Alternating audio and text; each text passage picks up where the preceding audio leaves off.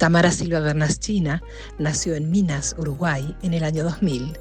Es autora de Desastres Naturales, su primer libro de cuentos, galardonado en el 2023 con 2 premios Bartolomé Hidalgo, el de narrativa y el de revelación. Al año siguiente recibió el Premio Nacional de Literatura en la categoría Ópera Prima. Su novela Temporada de Ballenas, del 2024, recibió una mención de honor en el concurso literario Juan Carlos Onetti. Vive en Montevideo. Hay algo particularmente brillante en los 8 relatos que componen el libro Larvas, que vamos a estar comentando en este video. Y es ese aire de cotidianeidad de pueblo, de gente común, donde irrumpe un elemento que puede ser fantástico, aunque a veces no lo es, pero que seguro es inusual y genera un conflicto o una situación inusitada. La mayor parte de las veces se trata del encuentro entre lo humano y lo animal o lo natural, o cierto vaivén entre la vida y la muerte, porque la trama se juega en el terreno de lo liminal, al borde de lo imposible, lo invisible, lo casi inexistente. Y lo narrado lleva la voz peculiar y fresca de los niños o los adolescentes que son capaces de ver mucho más allá de la ceguera de los adultos. Sorprendente, es maravilloso. Primero, felicitaciones por este libro que vamos Gracias. a discutir hoy. Larvas es tu tercera obra, ¿no? Tu Sí, segundo libro de cuentos. exactamente.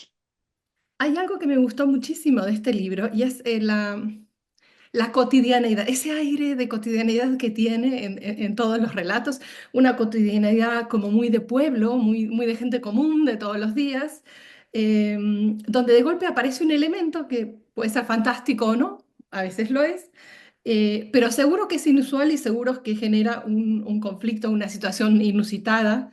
eh, y la mayor parte de las veces tengo la sensación que es el encuentro entre lo humano y lo animal o lo natural, ¿no? Que de golpe genera algo nuevo, algo sorprendente y un conflicto que hay que resolver. ¿Cómo dirías, cómo contarías vos de qué va tu libro de cuentos? Es complicado y creo que vos ya lo hiciste bastante bien.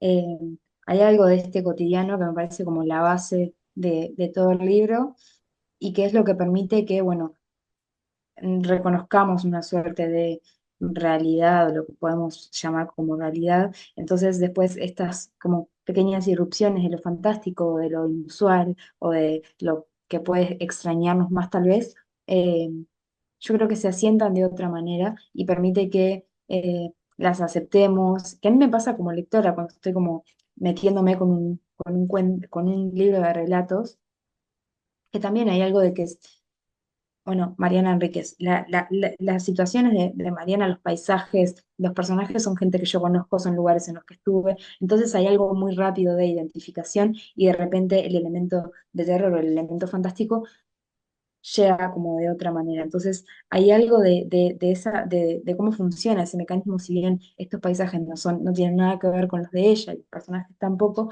sí es cierto que esta forma como de introducir el mundo y después resquebrajarlo, me parece como efectiva. Y estos son 8 cuentos rurales, yo los pienso como cuentos rurales en su mayoría, eh, rurales del campo uruguayo.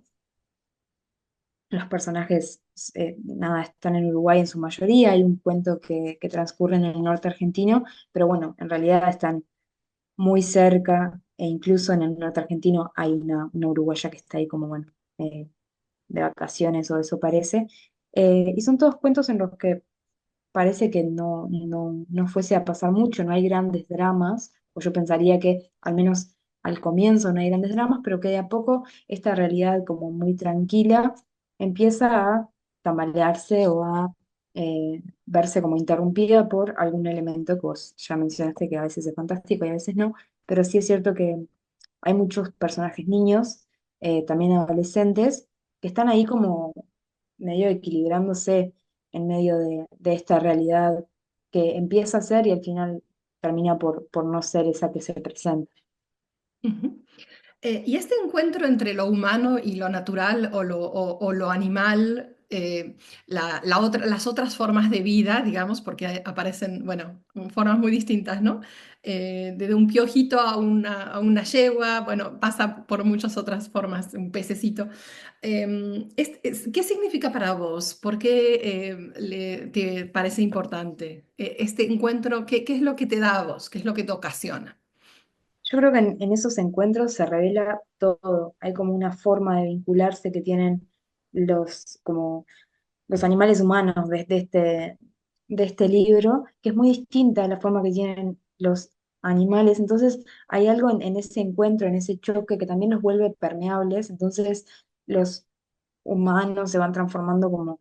Hay una cosa de la frontera humano-animal que empieza como a desgastarse, pero se desgasta en la cercanía, no es que se contrastan porque se ven a través de una reja, sino que están conviviendo y muy cerca y muy juntos. Entonces hay algo de esa fricción que hace que una piel con otra se empiece como a pegar o a pegotear, o esa es la impresión que a mí me da, y, y lo que me interesa de esta fusión también, que empiecen a ser unos cada vez más parecidos a los otros.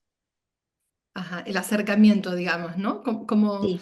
Ajá, como tratar de borrar esa grieta que creemos que es tan grande, ese salto, ¿no? Entre humanos y el resto de los seres y que al Y final... la suerte también de jerarquía, que creo que es lo más importante, como esto de estar arriba o estar abajo, sino, bueno, ¿qué pasa cuando están en el mismo charco y pegados? Hay algo que pasa ahí que me parece como interesante para prestarle atención.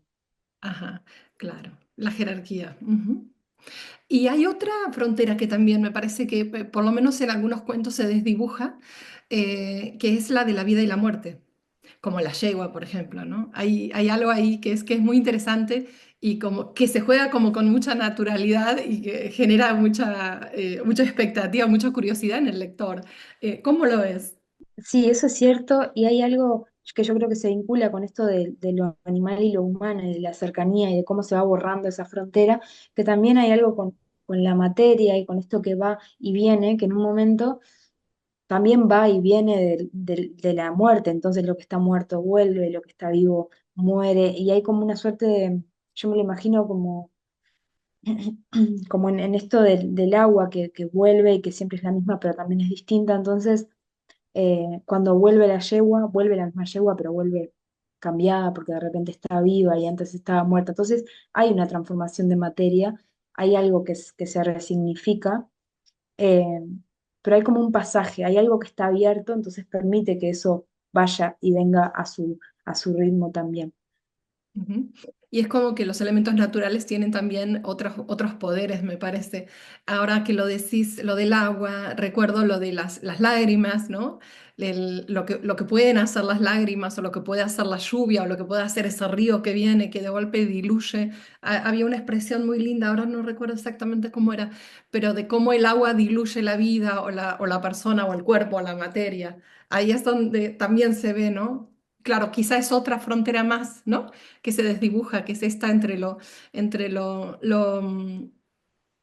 entre la vida, pero también y lo inanimado, ¿no? Vendría a ser. Claro, y todo lo que pensamos como abiótico, porque también pienso en un punto, hay una mujer que se transforma en piedra, y la piedra capaz que lo podemos pensar como la quietud absoluta, y hay algo también en que esa materia como que se vuelva así vibrante y viva, eh, que la transforma como un elemento que también agencia cosas en el cuento, o al menos así lo pienso yo, como todo esto que está, nada, el agua es agua, y las piedras son las piedras, qué sé yo, eh, pero también pasa algo ahí cuando estas cosas empiezan a moverse en los relatos, y esto que vos decías de los elementos naturales y no inanimados, que también habilitan ciertas formas y ciertos como rituales en los cuentos también.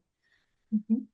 Como una suerte de simbiosis universal entre todos los elementos Sí, vivos. sí, sí, sí, como una no distinción entre lo que late y lo que no late, porque de repente late todo. De repente late todo. Qué linda expresión esa y claro, entiendo. Ujú. Como un acercamiento entre todo y quizá, no sé si vos lo pensás desde ese lado, ¿no? Pero una forma distinta de pensar, de ver lo ambiental, ¿no? Todo lo natural. Somos uno, al fin y al cabo, ¿no? No sé si lo pensás desde ese lado, ¿tenés un poco esa visión de Sí, sí, ecológica? Ajá, bien. sí, y me parece que todos estos relatos como caminan hacia ese lugar. Capaz que no de forma explícita, pero sí hay como un universo como más simbólico o más afectivo incluso, que va hacia ese lugar. Ujú. Sí, sí, creo que eso sí, que es algo visible. Eh, ya mencionaste a Mariana Enríquez y sé que es una de tus grandes influencias, pero me gustaría saber un poco más de tu historia de lectora, de escritora, cómo nace esta pasión por la escritura y esta increíble capacidad que tenés de narrar, de la que luego hablaremos, pero contame la historia. Eh, a mí hay algo que me cuesta mucho que es identificar influencias. Como siempre me preguntan, ¿cuáles son tus influencias? Y a mí me cuesta mucho pensarlo de esa manera, porque yo creo que lo que pasa es que yo leo y he leído cosas, entonces eso empieza a formar parte como, no de mi referencia de escritura que pienso, bueno, voy a escribir y voy a usar esto, sino que es como mi formación más sensible y está como en mi biblioteca, no en mi biblioteca física, sino como en mi biblioteca afectiva. Hay muchos cuentos que me han formado no solo como lectora, sino como persona. Entonces, yo creo que ese es como un material que está ahí y que lo consulto sin siquiera saberlo. Entonces, eh, hay muchas lecturas que a mí que me han formado y que me han direccionado la atención, yo creo incluso, porque se puede escribir de muchas maneras y sobre muchas cosas. Entonces, no sé, pienso que un punto clave en mi adolescencia fue cuando me encontré con las novelas breves de Juan Carlos Onetti y sobre todo con Tan triste como ella y Los adioses, que son dos novelas hermosas. eh, incluso antes de estas novelas yo había leído el cuento que se llama El infierno tan temido, y yo pensé que ya podría no escribir nada y quedarme con ese cuento y leerlo mil veces. Eh, Después también cuando me empecé a encontrar como, bueno, con escritoras fuera de Uruguay, como Carson McCullers, Flannery O'Connor, tenían como un mundo que me parecía tan uruguayo y los personajes me parecían tan entrañables.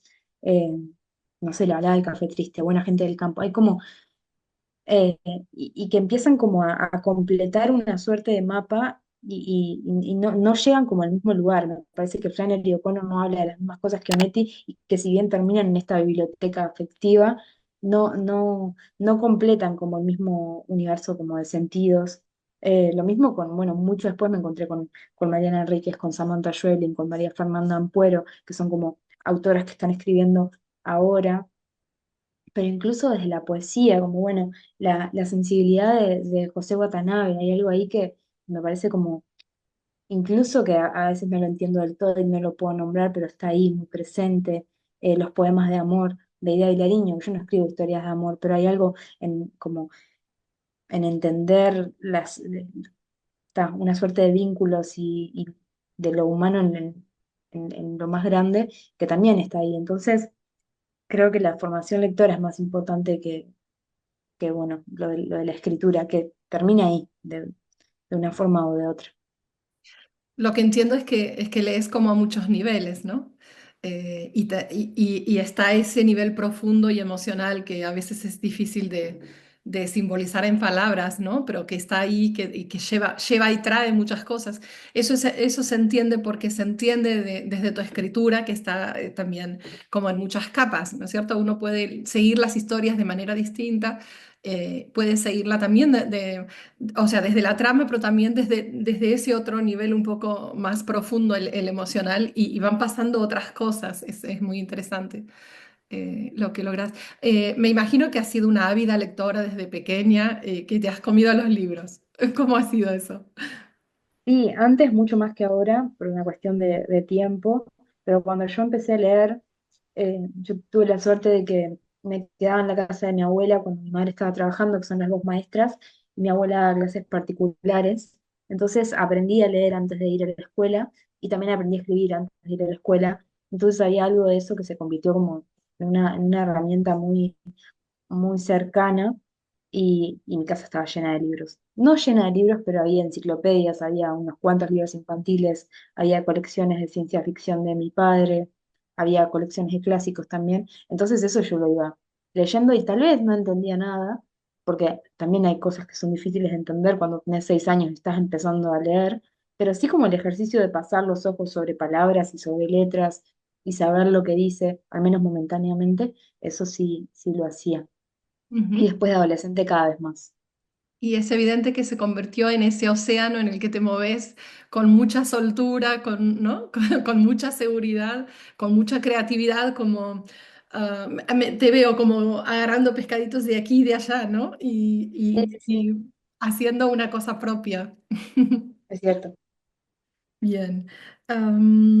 Habías dicho en un momento sobre sobre los narradores infantiles que en este libro son maravillosos, sensacionales. Entiendo bueno, que algo especial te da, ¿no? Em, es una estrategia que te suma, digamos, ¿no? ¿Qué crees que te posibilita utilizar un narrador infantil o ver la narración desde los ojos de un niño? A mí me encanta la mirada infantil y siempre me parece que da como una perspectiva tan distinta sobre el mundo, que es el mismo para todos, pero que está percibido desde ese lugar y desde ese tamaño y desde ese nivel de entendimiento que a veces es mucho mayor que cualquier otro. Me parece como riquísimo en narrativa y hay algo de partir de la base de los niños entienden todo y lo entienden mejor que nadie, que me da, digo me da porque los uso este tipo de narradores todo el tiempo, pero me da como un poder increíble sobre la historia y sobre lo que está pasando y sobre todo sobre el lenguaje, como cómo habla un niño y cómo piensa y las formas en las que tiene, en las que puede conectar dos cosas que están como muy lejanas y de repente traerlas a un territorio eh, muy como conciso y cercano, eh, me parece como muy valioso y me divierto mucho además con los A narradores mí. infantiles. Creo que eso lo podemos sentir los lectores y nos haces divertir también y hasta te diría que nos llevas de viaje a nuestra propia infancia muchas veces, ¿no? Estas formas, No, claro, bueno, la mía está lejos, pero bueno. Estas formas que ahora suenan raras, ¿no? De ver el mundo, como muy difíciles de comprender y sin embargo han sido tan propias y tan naturales en su momento. Como bueno, la historia del piojito es toda muy graciosa, la lógica infantil es muy graciosa. Y lo que me pareció interesante es cómo esa idea en ese cuento de volver a poner los piojos en la cabeza, ¿no? De tratar de invertir de alguna manera el ciclo de cómo son normalmente las cosas y tratar de darles la posibilidad de la vida. Ese respeto por esa vida tan minúscula y tan, bueno, odiada por todas las madres, ¿no? Y por la sociedad. también, sí, la El pesadilla. estigma, claro, el estigma de tener piojos, ¿no? ¿Cómo se te ocurrió algo así? Es como, me parece muy creativo. Primer cuento del libro Larvas. Mi piojito lindo. El problema no está en mi cabeza, sino en otra parte. Yo sé, pero nadie me cree. A papá tampoco le creían y mi hermana nunca supo y ahora es muy tarde. A mamá no le gusta oír. A veces le cuento a Chicha, que es mi vecina, y la encuentro siempre a la salida de la escuela, al sol, en la vereda de enfrente. A ella la voz le zumba adentro, pero no habla y tampoco oye. Se quedó vegetal, dice mamá, aunque igual recibe, me parece, el movimiento de mis labios y de mis manos cuando le cuento de la luz y ella se agita como si le importara. Chicha me babea el hombro cuando me siento al lado suyo a advertirle, baba que te baba, con zumbidos que me ponen nervioso y hacen que me vaya. Ese cuento arrancó una noche en la que yo había estado cerca de niños y me picaba la cabeza. Entonces, mi primer pensamiento fue, me pegaron piojos. Y yo hacía muchos años que no tenía piojos, entonces dije, tengo piojos. O sea, estaba planeando mañana, al día siguiente, levantarme, ir a la farmacia, comprar el producto, comprar un peine, que ya no lo tengo. Como bueno, todo ese procedimiento y como no me podía dormir pensando en que tal vez tenía piojos, me puse a escribir y de repente apareció la voz infantil. Y yo venía hacía días pensando en un cuento sobre ovnis. Entonces, esas dos cosas se me cruzaron de una forma como muy inesperada, y empezó a aparecer todo esto de la luz, de la promesa, de la Virgen, del cerro, y en el medio un niño piojoso, que quiere mucho a sus piojos y que los cuida y que le encanta tenerlos en la cabeza. Entonces, ahí apareció como una rareza absoluta que me gustó cuidarla también, como pensar como qué raro que suena esto y a la vez qué bueno que suena así de raro, a ver hacia dónde va y a ver hasta dónde se puede ir. Y, y me divirtió mucho, creo que fue el que más me divirtió escribir. Sí, claro. Bueno, y además porque tiene otros elementos. Sí, sí, hay mucho humor y yo diría que ternura. ¿No? Esto de tener ternura hacia el piojo me parece que es un acto enorme de ternura, ¿no? Porque es mucho más difícil que hacia un perrito, por ejemplo, ¿no? Bueno, es cierto, sí. Ahora que decís un poco de cómo mezclaste una parte de la historia con la otra, a mí me interesa muchísimo la cocina de tu escritura creativa. Me encantaría que cuentes un poco cómo es tu... O sea, yo por lo que leo veo que hay mucha técnica, hay mucho estudio, o por lo menos es mi sensación de cómo se hacen las cosas y cómo se hacen bien en la narrativa. El tramado, la prosa está muy medida, la tensión está aparentemente muy calculada porque se siente realmente muy, muy ajustada. ¿Cómo es tu cocina escritora? ¿Cómo haces? Mi cocina es muy, como decimos en Uruguay pensando en cocina, muy a ojímetro, como Ajá. hay algo del no planificar nada y creer en lo que está pasando y confiar en que va a salir bien y un poco tener esta noción de si yo estoy escribiendo esto y me entusiasma y hay algo ahí que me dan ganas de volver a mi casa, agarrar la computadora y sentarme a escribir, es porque algo está funcionando bien y está funcionando como debería. Entonces cuando aparece este estímulo que a veces es muy chiquito, como me pica la cabeza o una imagen en el caso de Arena, arena, arena fue una imagen de dos muchachos trabajando en una arenera en la orilla de un río en Uruguay. Y era como una imagen muy pequeña para lo que termina siendo el relato, pero a partir de ahí se empieza como a deshilachar el resto. Entonces yo lo pienso más que como una construcción o como más que como una construcción, como un descubrimiento. Yo creo que eso me hace muy bien a la hora de escribir, porque no siento que estoy inventando, siento que estoy como viendo por dónde va la cosa, como si la cosa ya estuviese ahí desde mucho antes.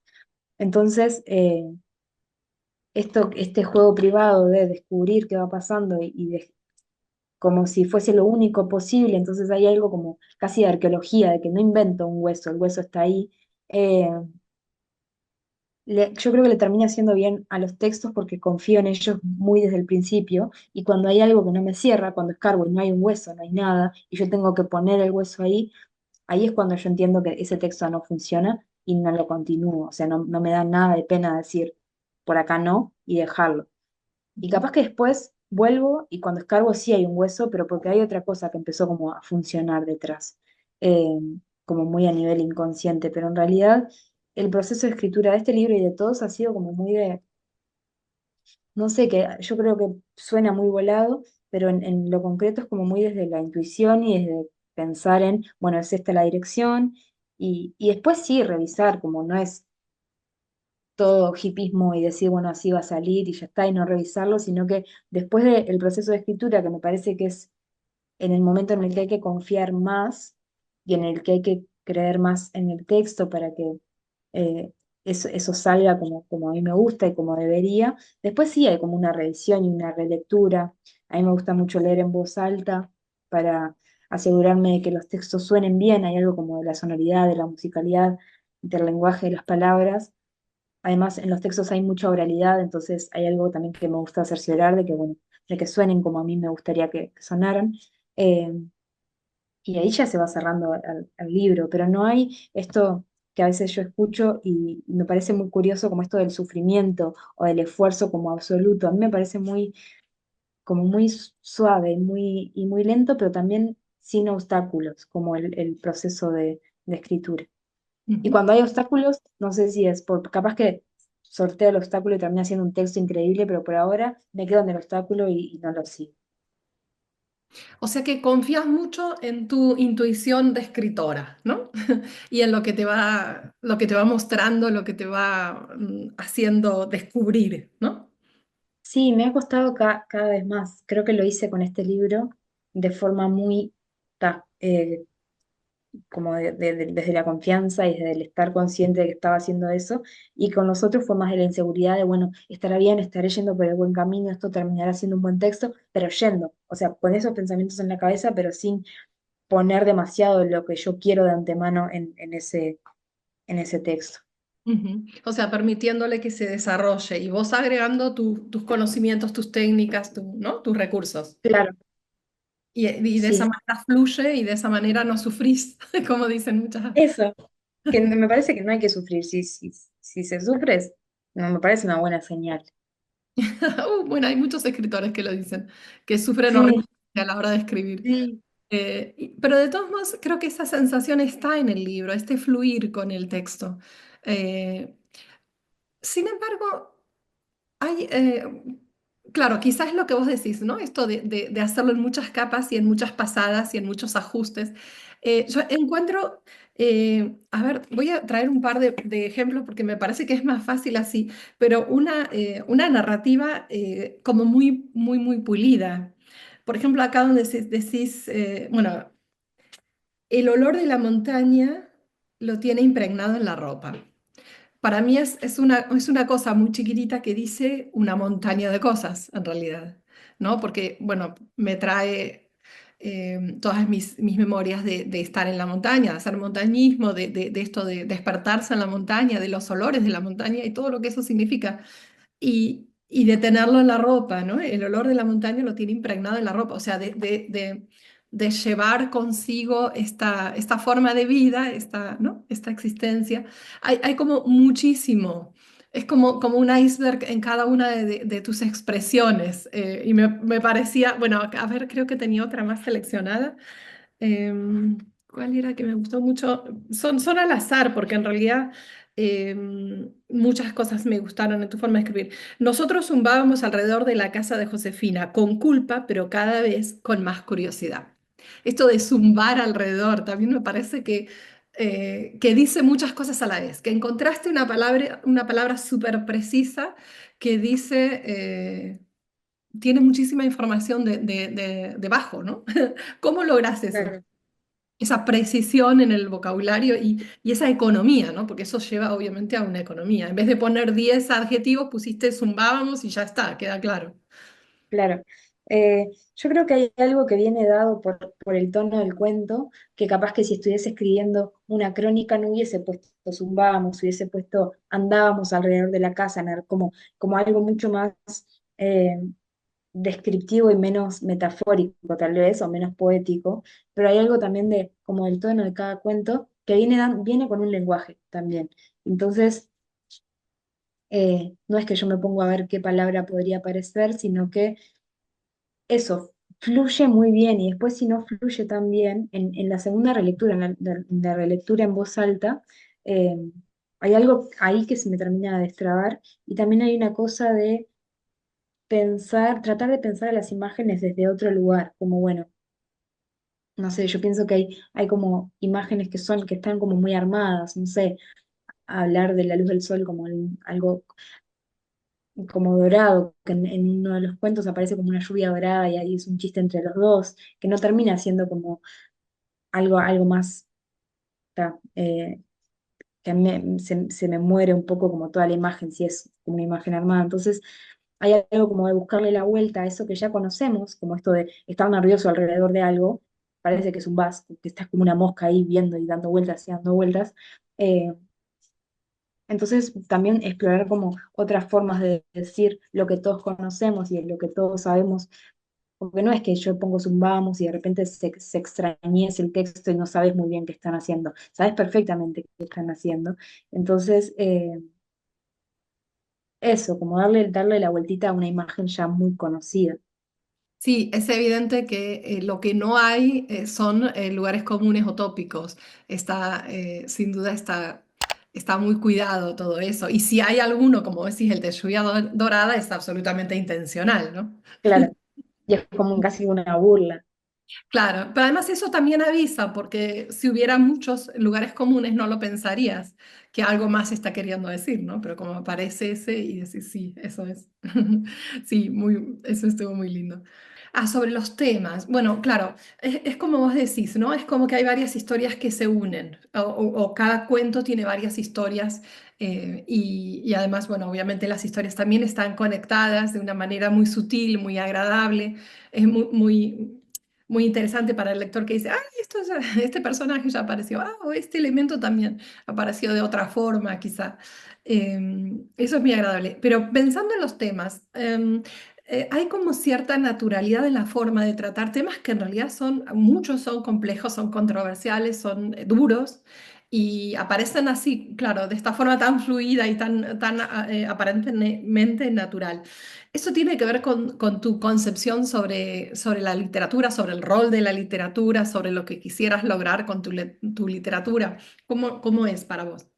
Sobre los temas, sí, hay algo que me parece que le da facilidad, que es esto de la superposición y de que en varios cuentos se toque el mismo tema, pero desde lugares distintos. Entonces, yo me lo imagino como ¿viste los libros infantiles que están impresos como en acetato y tienen como figuras que se van superponiendo, entonces se va armando como una imagen más grande?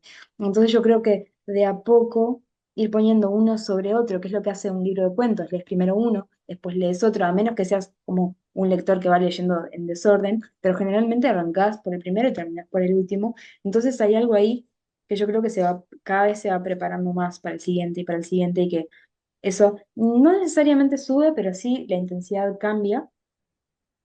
Y después con los temas es cierto que el libro se acerca a ciertos lugares que pueden tener como algo como más triste o más oscuro, o que puede ser más, esto que vos decías, controversial capaz. Eh, pero también me parece que como se acercan de una forma tan natural, que no es un cuento sobre la muerte, un cuento sobre no, como no hay nada, eh, a mí me cuesta mucho acercarme a ese tipo de narrativas, como una novela sobre la pérdida. Es muy difícil, o a mí me parece muy difícil, y me parece más difícil todavía escribir una novela sobre la pérdida, un cuento sobre homosexualidad, como en esos términos. Entonces después, como el mundo ya está dado y están los personajes, y conoces a los personajes y cómo se sienten y lo que les pasa, hay algo de eso, como que yo lo siento como en la vida, no sé, te acercás a ciertos temas que son muy difíciles, pero porque estás ahí y porque no es como una marioneta que se tiene que quemar un poquito y después salir. eh, me resulta como tan, no sé, eso, natural y despacio, cómo sucede todo, que no me parece difícil transitar como por ciertos lugares, pero siento que es eso, como una confianza total también en los personajes y en el mundo, y en que eso no solo que lo pueden tolerar, que suena como una estupidez porque en realidad son personajes de ficción, pero sí, como confiar en esas personas que se van como tridimensionalizando, y de que pueden con eso y de que pueden comunicarlo y transitarlo, y hay algo ahí que empieza como muy de los Sims, pero que funciona. Ujú. Claro. O sea, no es que te propongas, voy a escribir un texto sobre este tema, sino que el tema sucede de alguna forma, ¿no? Se va desenvolviendo como una de las características de tus personajes, ¿no? Así como vos decís. Sí, Y y hay algo como lindo de eso, no sé, yo siempre, desde que soy muy chica, me encanta Lucrecia Martelli, y hay algo que ella dice que a mí me parece como una clave, no solo para la lectura y la escritura, sino como medio para la vida, que es esto de pensar el cuento como inicio, conflicto, desenlace. Ella dice que las cosas en la vida no pasan así, y que es muy difícil contar cosas que pasan en la vida con esa forma y con ese arquetipo, y a mí me parece tan brillante eso, como pensarlo de esa manera. Y lo mismo con los temas, como, no sé. eso, en cuanto a cómo tensarlo, me pareció muy genial y me recordó mucho a los cuentos de Samantha Schweblin, sí, claro. Esa forma de ir tensando, esa forma de ir introduciendo el conflicto de a pinceladas, ¿no?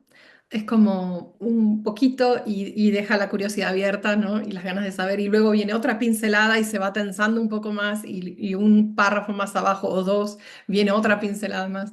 Esa forma me parece que tiene mucho que ver con la forma en que leemos y con la forma en que las cosas nos van despertando curiosidad, ¿no? Me parece que eso implica mucho entendimiento de cómo funciona la lectura y la lectura de literatura. Eh, también, y de lo que esperamos de la literatura también. exacto, exactamente. Sí, sí, eso está muy bien logrado. Y ahora que hablas de los personajes, me da curiosidad saber cómo creas, cómo te inventas un personaje, cuánto vivís con ese personaje, cuánto recorres con ese personaje, cuánto ves a través de los ojos del personaje. A mí con todos los cuentos, algo que me pasa es que antes de escribirlos pienso mucho en ellos. Entonces, cuando me pongo a escribir ya hay mucho que viene dado, pero porque pensé semanas en esa historia, en esos personajes, en lo que podría pasarles.